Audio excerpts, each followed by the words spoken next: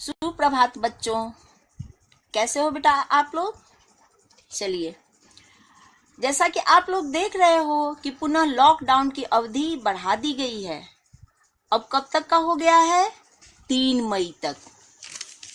इसलिए इस समय का हम लोगों को सही ढंग से सदुपयोग करना है, क्योंकि जीवन में अगर सबसे कीमती चीज है तो वह समय है। जैसा कि आप लोगों ने समय कविता में पिछली कक्षा में पढ़ा है, टूट डाल से पात गिरा जो पुनः कहाँ जुड़ता है, कितना भी प्रयत्न करो पर समय कहाँ रुकता है। अर्थात जीवन में सबसे कीमती चीज समय है। इसलिए घर में रह करके और हम लोगों को अपने पाठ्यक्रम से संबंधित समय का सही ढंग से सदुपयोग करना है बच्चों। पिछली कक्षा में जैसा कि हम लोगों ने असल धन कहानी पढ़ा, शब्दार्थ, सारांश और उसमें छिपे मुहावरों को जाना और गृह कार्य के रूप में उसमें आए मुहावरों का वाक्य में प्रयोग करने हेतु आप लोगों को दिया गया था और आप लोगों ने बखूबी बहुत अच्छी तरह से अपने गृह कार्य को किया। अब आज बेटा हम लोग इसमें प्रश्नोत्तर पे विचार करेंगे, ठीक है। चलिए, पहला क्वेश्चन, गांव वाले दारा का सम्मान क्यों करते थे?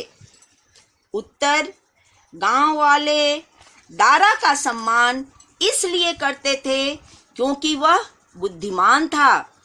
ऐसा कोई प्रश्न नहीं होता था जिसका उत्तर उसके पास नहीं हो। गांव के सभी झगड़ों का निपटारा वही करता था, ठीक है। अब चलिए प्रश्न 2, शाह द्वारा दारा को अपने दरबार में रखने का क्या कारण था? उत्तर, शाह द्वारा दारा को अपने दरबार में रखने का कारण उसकी बुद्धिमानी थी। दारा ने शाह के जटिल प्रश्न का जवाब तुरंत ही आसानी से दे दिया। इससे खुश होकर शाह ने दारा को दरबार में रखा। चलिए अब प्रश्न नंबर 3, दरबारी दारा से ईर्ष्या क्यों करते थे? ईर्ष्या अर्थात जलन, जैसा कि आप लोगों ने पाठ में देखा कि उसकी अच्छाई से दरबारी जलते थे। अब चलिए आइए उत्तर पे।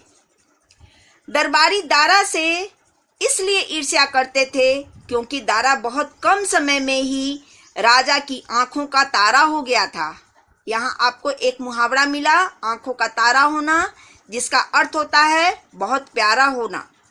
जैसा कि आप लोगों ने देखा है कि दारा शाह की आंखों का तारा यानी बहुत प्यारा हो गया था, ठीक है। चलिए अब आगे, अर्थात वह बहुत प्यारा हो गया था। वह हर समय उसे अपने पास रखता और दरबार में उसे राज सिंहासन के पास ही बिठाता था। अब आइए प्रश्न संख्या 4, शाह ने दारा को गवर्नर बनाकर क्यों भेजा? शाह ने दारा को उत्तरी ईरान के एक प्रांत का गवर्नर बनाकर इसलिए भेजा क्योंकि वहां का शासन बिगड़ चुका था।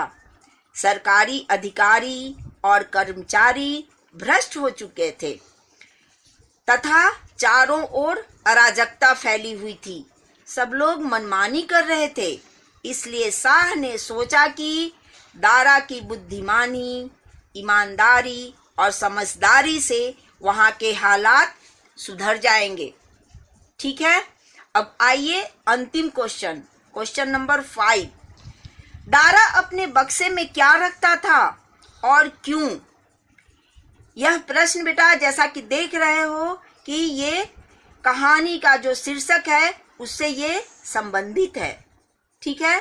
चलिए, दारा अपने बक्से में भेड़ की ऊन से बना हुआ फटा पुराना कोट रखता था, जिसे पहनकर वह पहले भेड़ें चराया करता था।